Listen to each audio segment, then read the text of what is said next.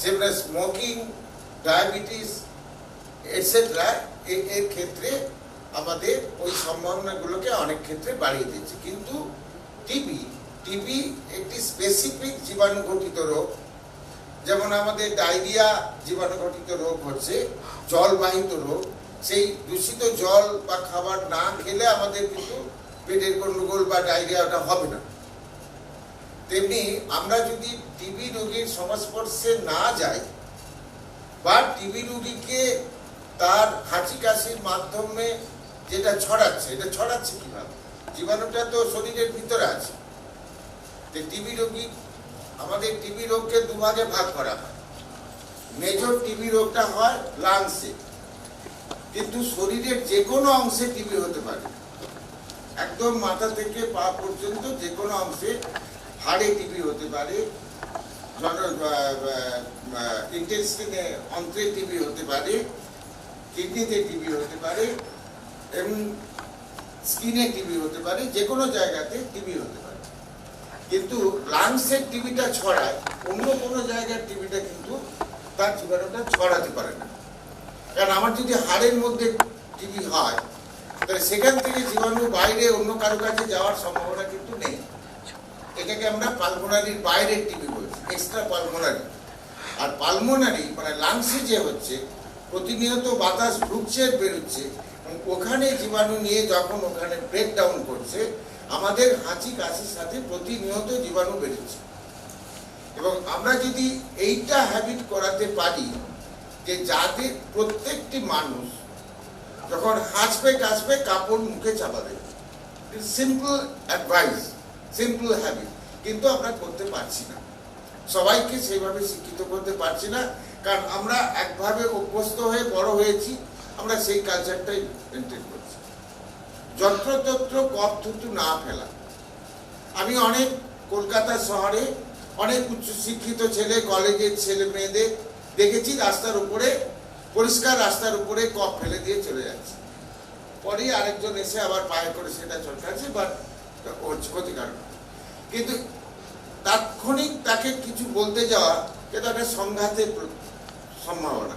আর আজকাল যে কোনো মানুষকে কোনো ব্যাপারে বলতে যাওয়া মানে হয়তো প্রাণ সংশয়ের সম্ভাবনা হয়ে যাবে।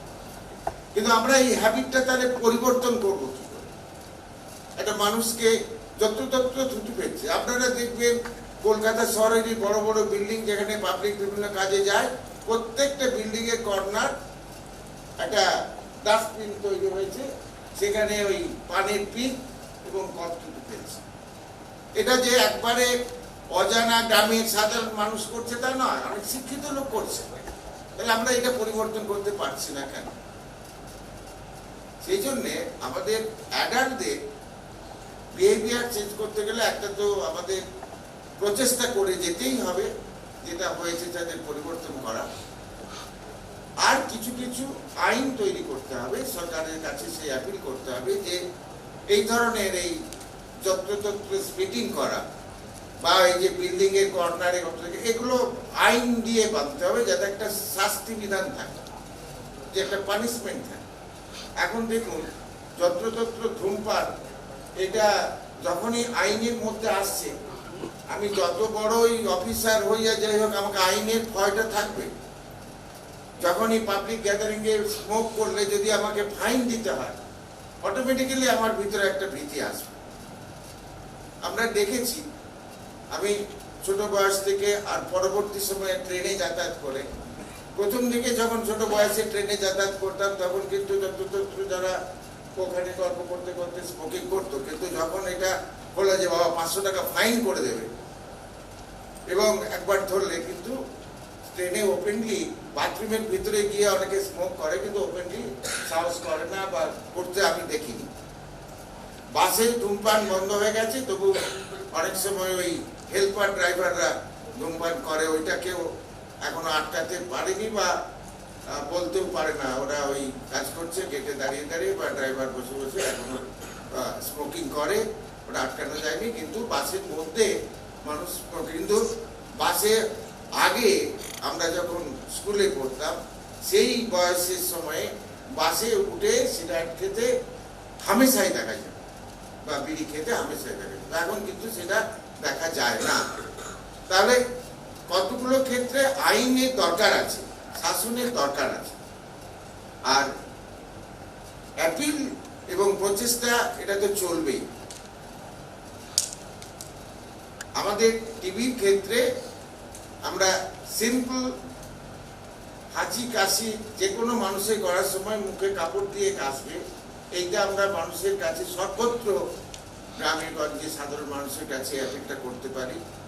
ধূমপান করবেন না, এই যে আমরা এই জিনিসটা, সেই জন্য আমার বিভিন্ন এনজিও যারা আছেন তাদের কাছে আমার কাছে অনুরোধ যে আপনাদের কাছে যে অ্যাডাল্টদের আমরা দেখছি যে প্রচেষ্টা করে বিহেভিয়ার চেঞ্জ করতে আমাদের অনেক টাইম লাগছে বা আদৌ হচ্ছে না, তাহলে হোয়াই নট আমরা প্রাইমারি থেকে শুরু করছি না কেন? আমরা যদি প্রত্যেকটা প্রাইমারি সেকশনে তাদের অল প্রাইমারি স্টুডেন্ট সমস্ত ছেলে মেয়েরাই আজকে 100% আমার প্রাইমারি স্কুলে যাচ্ছে, তার থেকে আমরা অভ্যাসটা একদম রক্তে মিশিয়ে দিতে পারছি না। আমরা যদি ওইটা টার্গেট করি, শিশুদের তা অভ্যাস করতে অভ্যাস করে দিই, অ্যাডাল্ট হলে তারা কিন্তু ওই অভ্যাসেই চলবে। এবং আমাদের কি অভিজ্ঞতায় দাঁড়ায়, যারা মিলিটারিতে একবার কাজ করে আসে তারা বাকি জীবন কিন্তু সিতারা সোজা করেই হাঁটে, এবং তাদের মেজাজ আমরা বলি না মিলিটারি মেজাজ, তার মানে সে চট করে অন্য মানুষের মতো ওই নমনীয় হয়ে সবকিছু একটা প্রতিবাদী চরিত্র তৈরি হয়। তেমনি দীর্ঘদিন যদি আমরা শিশু অবস্থা থেকে এই অভ্যাসগুলোকে, এই যে এখন চারদিকে প্রচার করতে হচ্ছে, ব্যবহৃত হচ্ছে, এটা বহু আগে থেকে ছিল, হাত ধুয়ে খাবে, এই যে সিম্পল হাত ধুয়ে ছাড়া কোনো খাবার খাবে না, এই হ্যাবিটটা যদি আমরা বাচ্চা বয়স থেকে তাদের প্রতিনিয়ত অভ্যাস করি, মুখে কাপড় দিয়ে কাঁচবে, যত ধুতে পারে, এটা প্রতিনিয়ত বাবা মা টিচার অন্য বিভিন্ন এনজিওর মাধ্যমে এইটাকে অভ্যস্ত করি, তার জীবনের অঙ্গ হিসাবে ওই অভ্যাসটা তৈরি হয়ে যাবে। সে আর কখনো কোনো প্ররোচনায় সে কিন্তু ওই কাজটা করবে না। তাহলে আমরা যেমন অ্যাডাল্টদের আমরা চেষ্টা করবো গ্রামে গঞ্জে শহরে সর্বত্র মানুষকে যারা অভ্যস্ত হয়ে গেছে তাদের পরিবর্তন করা, আর আমরা চেষ্টা করব শিশুদের শুরু থেকে যাতে তারা এই ধরনের অভ্যাস, আজকে আমরা যদি স্মোকিং ইজ ক্ষতিকারক আমাদের স্বাস্থ্যের পক্ষে, এটা যদি শিশু থেকে বোঝানো হয়, আমরা স্মোক কিন্তু কেউ বিশেষ আকর্ষণে করি না, একটা মজা করতে গিয়ে স্মোকটা শুরু করি। বন্ধু বান্ধবরা একজন খাচ্ছে, একটু স্টাইল হবে, একটু দেখতে আমাকে অনেকে তাকাবে দেখবে ইত্যাদি একটা বয়স আসে যখন স্মোকটা একটা স্টাইলের অঙ্গ হিসাবে শুরু হয়, তারপরে সেটা ক্ষতিকারক সারা জীবন ধরে টানতে হয় এবং একটা সময় পর্যন্ত মনে হয় ও কি আছে, একটা খাবো দুটো খাবো ছেড়ে দেবো যে কোনো মুহূর্তে, এই ভাব নিয়ে সব নেশাই শুরু হয়। তখন কিন্তু নেশার আকর্ষণে বড় শুরু হয় না, একটা খেলার ছলে শুরু হয়, কিন্তু সেইটাই জীবনে ক্ষতিকারক একটা অঙ্গ হিসেবে থেকে যায়। তাহলে শুরুটা যাতে না হয় এই জিনিসটাই আমাদের স্কুল কলেজ এবং প্রাইমারি থেকে আরম্ভ করে তাদের ভিতরে বেশি করে প্রভাবিত করতে হবে যে ক্ষতিকারক জিনিস, ডোন্ট স্টার্ট দিস থিংস, এইটাকে শুরু করো, এটা করলে ক্ষতিকারক হয়। এখন আমরা দেখতে পাচ্ছি একটা স্টাইল রয়েছে না, অ্যালকোহলটা আমাদের সমাজে একটু নিন্দনীয় ছিল, যে যারা মদ খায় তারা একটু সমাজের কিন্তু এখন একটা জীবনের স্টাইলের অঙ্গ হয়েছে, একটা বড় কালচারাল অংশ হলে একটু অ্যালকোহল খেতে হবে। অ্যালকোহল আমাদের জীবনে কিন্তু অপরিহার্য নয়, শীতের দেশে অ্যালকোহল তাদের খাদ্য হিসাবে প্রয়োজন এবং একটা লিমিট পর্যন্ত তারা সেভাবে থাকে, কিন্তু আমাদের গরমের দেশে অ্যালকোহল তো অতটা প্রয়োজন নয়।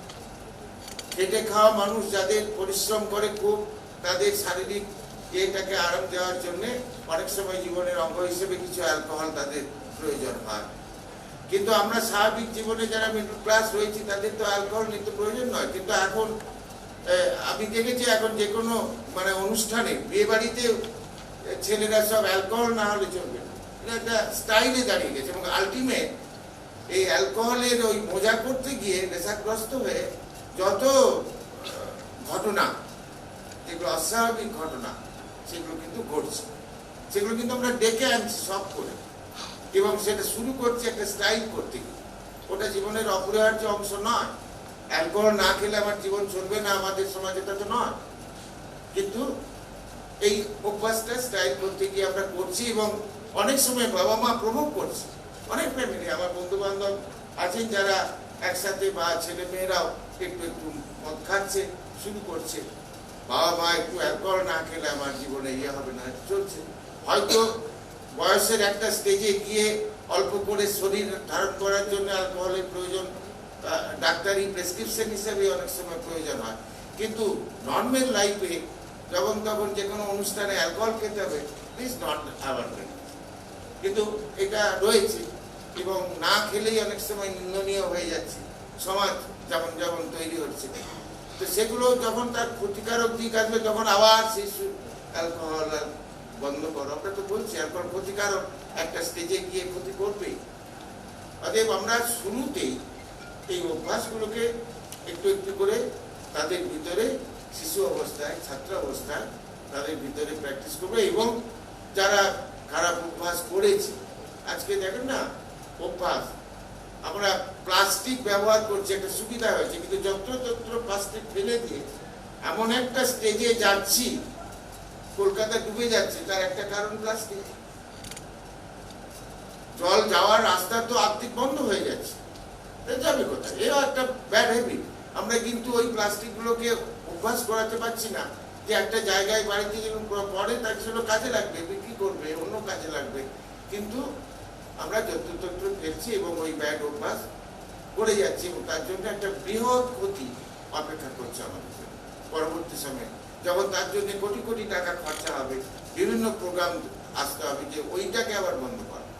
সেই জন্য আমরা এই অনুষ্ঠান একটা সুফল প্রচেষ্টা, বিভিন্ন সরকারিভাবে যেমন প্রচেষ্টা চলছে, বিভিন্ন এনজিও সংগঠন তারা তাদের মতো করছে, সাধারণ মানুষ করছে। তাদের কাছে হ্যাবিট, জীবন ধারণের ক্ষেত্রে কোন হ্যাবিটটা সুফল দেবে, কোন হ্যাবিটটা আমাদের ক্ষতিকারক করবে, আমরা সেটা তো প্রচার করেই যাব। এবং শিশু অবস্থা থেকেও আমরা সবাইকে অনুরোধ করবো যাতে তাদের থেকে টার্গেট করে তাদেরকে সেইভাবে প্র্যাকটিস করানো হয়, যারা আমরা ভবিষ্যতে একটা ভালো, আমাদের উন্নত দেশ, স্বাধীন দেশ, মানে আরো ভালো অবস্থায় আমরা সুখে শান্তিতে সুস্বাস্থ্য হিসেবে থাকতে পারি, এই আশা নিয়ে আপনাদের সবাইকে ধন্যবাদ।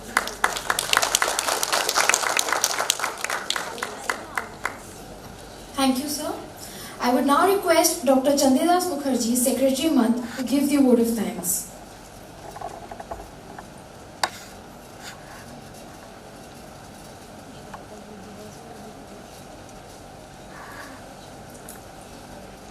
Good morning, everybody.